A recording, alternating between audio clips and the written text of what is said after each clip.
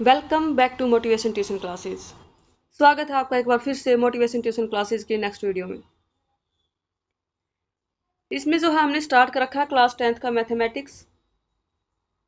Mathematics start कर रखा है, जिसमें चैप्टर 1 जो हमारा कंप्लीट हो चुका है और चैप्टर 2 जो है हम कर रहे हैं, जिसका नेम है पॉलिनोमियल्स।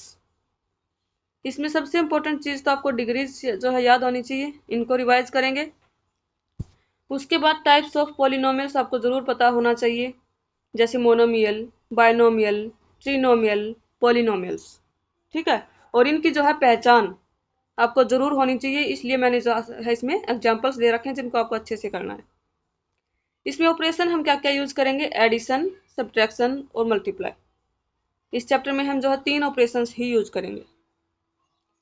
चलिए चलते हैं हमारे नेक्स्ट टारगेट की तरफ, जिसमें एक्सरसाइज 2.1 जो हमने पहले कंप्लीट कर चुकी है, और क्वेश्चन फर्स्ट एक्सरसाइज 2.2 का जो है एक्सरसाइज 2.2 का क्वेश्चन फर्स्ट जो हमने कल कंप्लीट कर लिया था, जिसमें हमने find the zeros means x के वैल्यूज जो हमने कल निकाले थे। इसमें ये रहा आज का हमारा क्वेश्चन सेकंड जिसको हम करने वाले हैं। इसमें फाइंड ए क्वाड्रेटिक पोलिनोमियल। इसमें हमें क्या निकालना है, क्वाड्रेटिक पोलिनोमियल निकालना है, each with the given numbers as the sum and product of its zeroes respectively. इसमें हमें क्या क्या दिया गया है, सम दे रखा है इनका और प्रोडक्ट दे रखा है। क्वेश्चन फर्स्ट हमारा 1/4 और -1। तो चलिए करते हैं इसको, 1/4 और -1। इसमें सबसे पहले हम क्या करेंगे, लेट कर लेंगे, हम मान लेंगे let the polynomial let the polynomial be. Polynomial जो है होगा, देखो इसमें जो पोलिनोमियल्स मतलब जो भी स्पेलिंग होगी ना, वो आपको बुक से देख के कंप्लीट लिखनी है भाई। मैं यहाँ फोन की स्क्रीन से इन सॉल्यूशंस को कर रही हूँ, तो यहाँ पे इतना स्पेस नहीं है कि मैं पूरी स्पेलिंग को जो है कंप्लीट नोट कर पाऊँ। तो जो है आपको बुक्स की हेल्प से पोलिनोमियल्स की जो है स्पेलिंग कंप्लीट लिखनी है, या फिर पीछे हमने जो है चैप्टर की हेडिंग में डाल रखा है पोलिनोमियल की स्पेलिंग, वहां से देख के आप इसको लिखेंगे। तो लेट द पोलिनोमियल बी, हम मानेंगे कि पोलिनोमियल क्या होगा हमारा, ax² plus bx plus c is equal to 0। हम मान लिया हमने कि ये जो हमारा पोलिनोमियल होगा। उसके बाद गिवन हमें दे रखा है जीरोज, जीरोज आर, इसके जीरोज क्या है, अल्फा एंड बीटा। हमने मान लिया कि इसके जीरोज क्या है, अल्फा और बीटा है। इसने दो चीजें दे रखी हैं, एक तो दे रखा है सम अल्फा प्लस बीटा, उसकी वैल्यू दे रखी इसने 1/4। ठीक है, ये जो कुछ एग्जाम्पल्स मतलब इसमें कुछ फॉर्मूलाज होते हैं जिसके तहत आपको पता चलेगा अल्फा प्लस बीटा जो है किसके बराबर होता है, -b/a। ये एक फॉर्मूला लगा लो, इक्वेशन लगा लो, ये आपको याद रखनी है, इसके बराबर होता है भाई -b/a। ठीक है, जिसमें साफ साफ पता चल रहा है हमें कि a की वैल्यू यहाँ पे क्या है, 4। तो सबसे पहले यहाँ से हमें पता चल गया कि a जो है हमारा कितना है, 4। हमें निकालना है a b c, 3 चीजें निकालनी है। ठीक है, यहाँ से पता चल गया। फिर यहाँ से b भी हमें पता चल रहा है कि 1 है ना। देखो b भी यहाँ से हमें पता चल रहा है कि b क्या है, 1 है, लेकिन b इज इक्वल 1 नहीं है, ये -b इज इक्वल 1 है। अगर हमें b की वैल्यू निकालनी तो माइनस जो है उठ के इधर आ जाएगा, तो ये निशान इधर लगेगा, -1 के बराबर।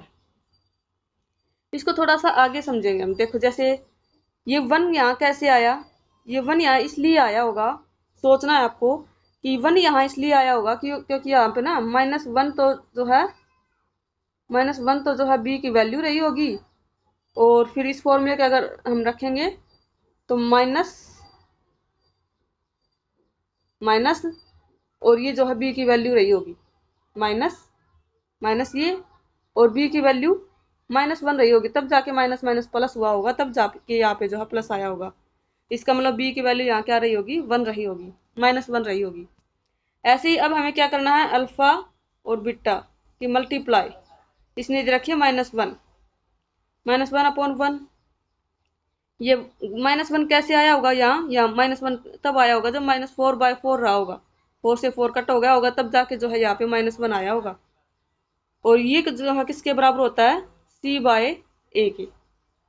और वैसे भी हमें पता है कि a किसके बराबर है, 4, पहले ही पता चल गया था। तो a बराबर 1 नहीं हो सकता, a किसके बराबर होगा, यहाँ पे 4 के बराबर होगा। हम अनुमान लगाएंगे, यहाँ पे अंदाजा लगाएंगे कि a किसके बराबर रहा है, 4 के। तो यहाँ पे -1 कब आ सकता है इनकी मल्टीप्लाई से, जब c की वैल्यू भी जो है -4 रही होगी, तब इनसे कट होके तब जो है अल्फा बीटा का प्रोडक्ट जो है -1 आया होगा। तो हमें यहाँ से पता चला कि c की वैल्यू क्या है, c इज इक्वल क्या है, -4। तो अब हम लिखेंगे देयरफॉर द इक्वेशन इज, अब हमें क्या लिखनी है, इक्वेशन लिखनी है। इक्वेशन क्या थी, हमने मानी थी ax² + bx + c is equal 0। तो a की वैल्यू पुट करो जो हमने निकाली है 4, इसमें सेम टू सेम पुट करो 4x² को सेम लिख दो, प्लस b की वैल्यू हमारी क्या निकाली हमने, b की वैल्यू आई है -1, b की वैल्यू क्या आई है भाई, -1 आई है।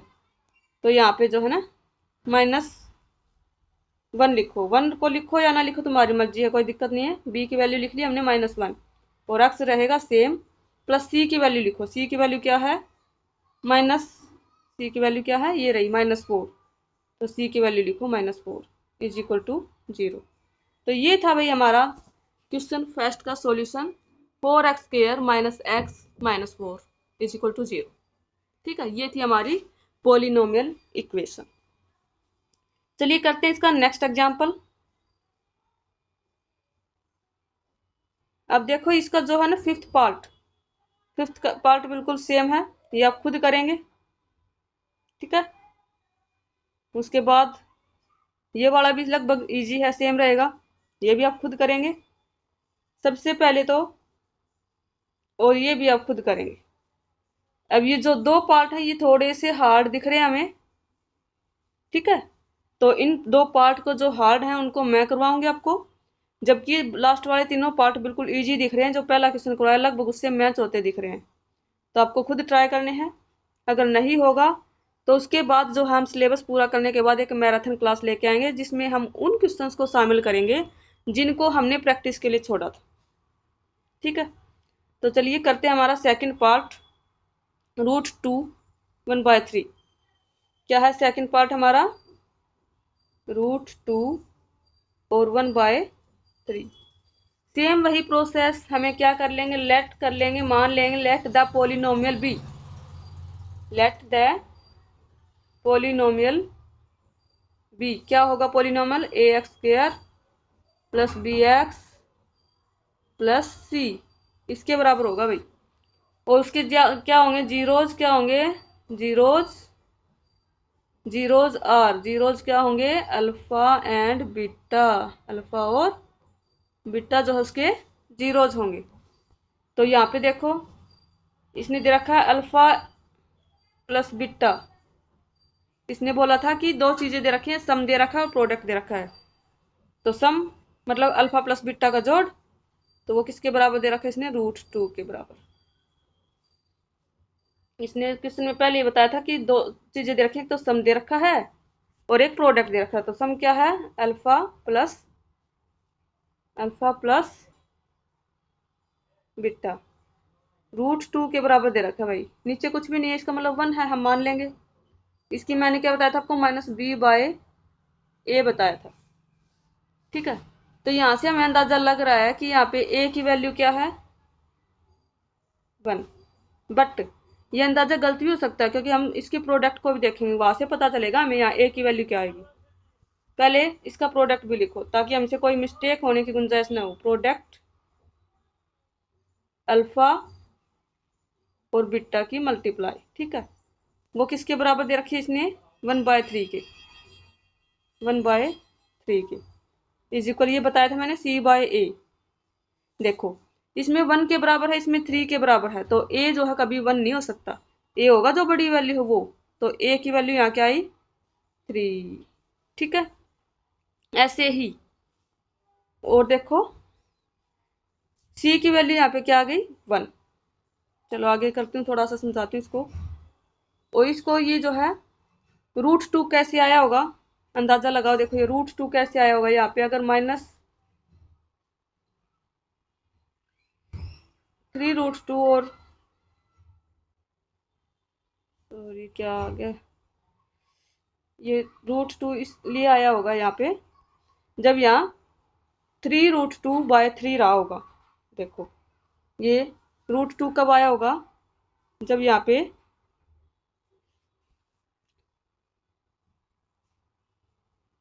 रूट 2 इसलिए आया होगा जब यह -3√2/3 रहा होगा और नीचे भी माइनस का रहा होगा, इसलिए आया होगा। अब माइनस से माइनस कट हुआ, 3 से 3 कट हुआ, तब जाके जो है ये जो है यहाँ पे प्लस का रूट 2 आया होगा। ठीक है,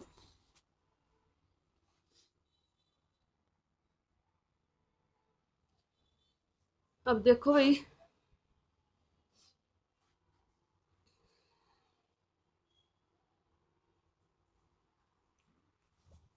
ठीक है भाई, क्या रहा होगा जो है, इरेजर लेते हैं, यहाँ पे जब है ना, जैसे माइनस इंटू बी की वैल्यू क्या रही होगी, -3√2 रही होगी, तब जाके जो है जैसे माइनस से माइनस से कट हो जाएगा और 3 से 3 कट हो जाएगा, तब जाके रूट 2 आएगा इसका प्लस। इसका मतलब क्या है कि यहाँ पे बी की वैल्यू क्या रही होगी, -3√2 रही होगी। ठीक है, और ए की वैल्यू क्या रही होगी, यहाँ पे 3 रही होगी, और सी की वैल्यू यहाँ पे क्या रही होगी, 1 रही होगी। सी इज इक्वल क्या रहा होगा, 1 के बराबर। तो अब हम क्या करेंगे, इसकी इक्वेशन लिखेंगे। इक्वेशन हमारी फिर क्या रहेगी, a² ए की जगह ए की वैल्यू पुट करो, क्या आई है 3, तो ये क्या हो गया 3x², फिर b की वैल्यू पुट करो -3√2 -3√2x, प्लस c की वैल्यू पुट करो, क्या आई है 1 आई है। c की वैल्यू क्या आई है 1 आई है भाई। ठीक है, तो चलिए करते हैं इसका नेक्स्ट पार्ट। नेक्स्ट पार्ट क्या है इसका, 0 और √5, ये बड़ा देखते हैं भाई, ये थोड़ा सा हार्ड है, इसको थोड़ा सा देख करते हैं। ठीक है, ये वाला पार्ट करते हैं अब, 0 और √5।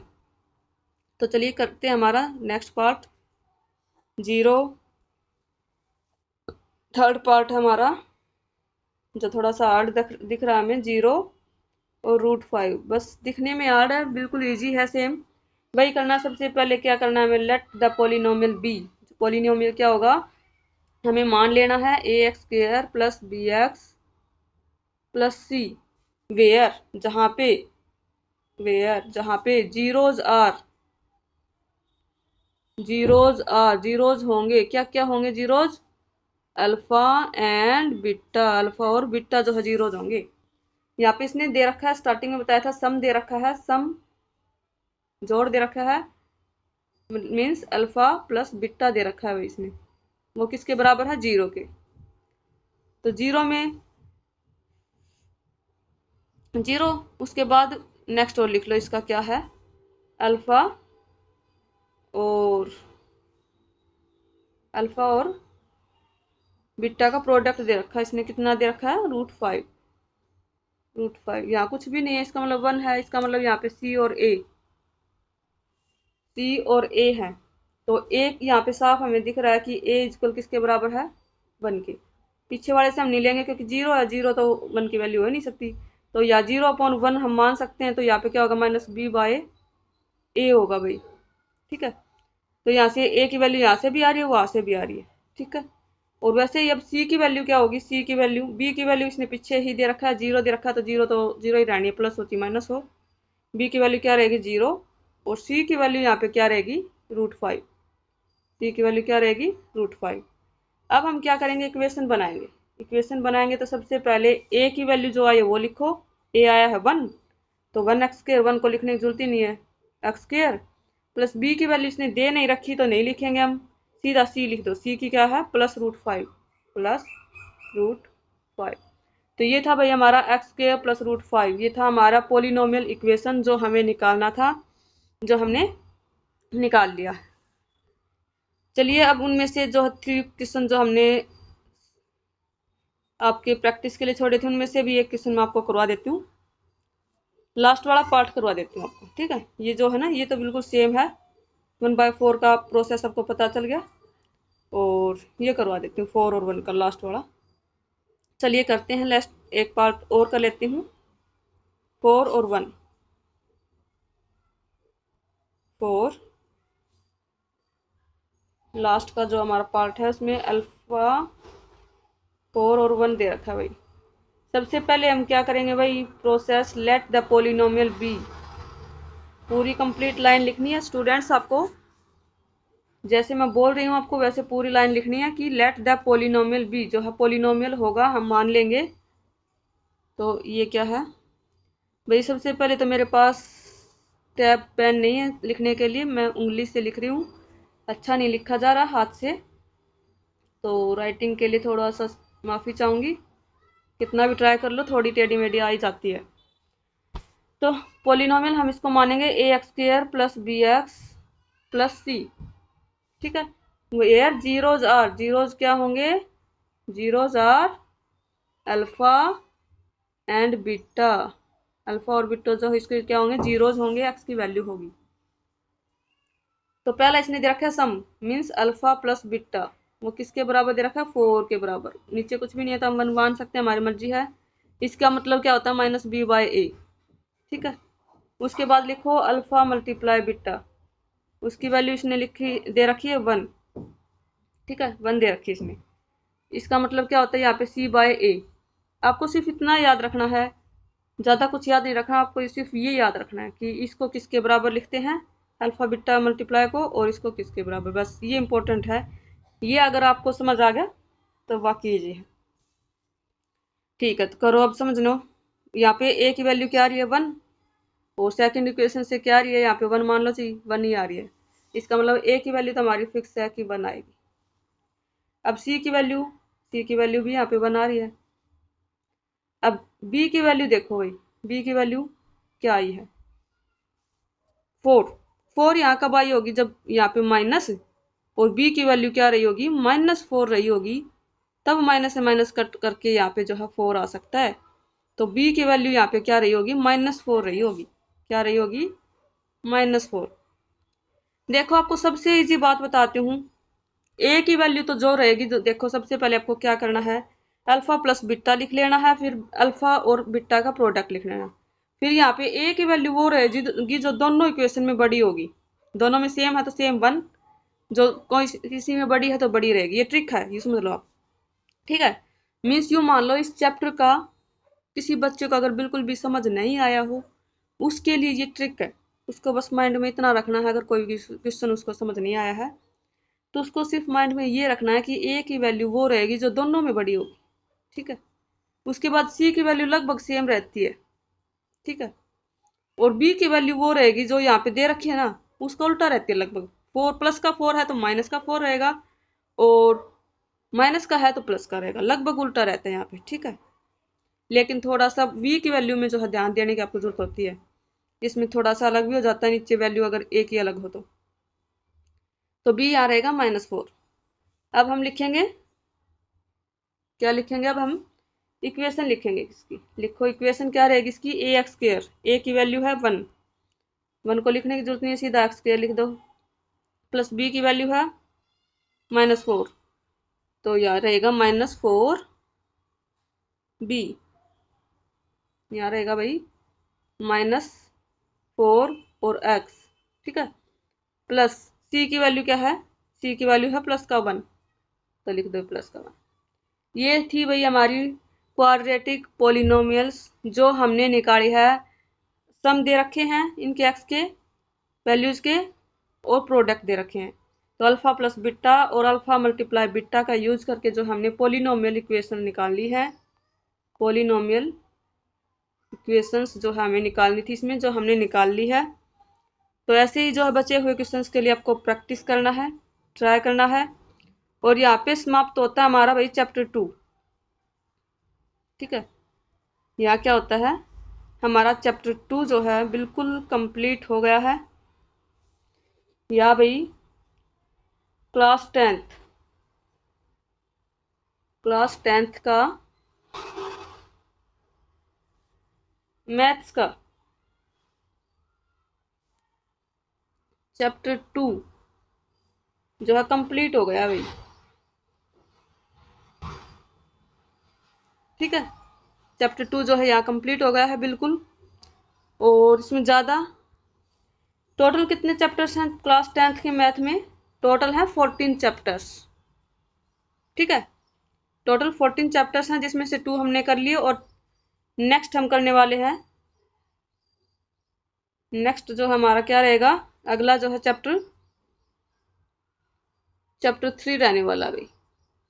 नेक्स्ट हम करेंगे चैप्टर 3। ठीक है,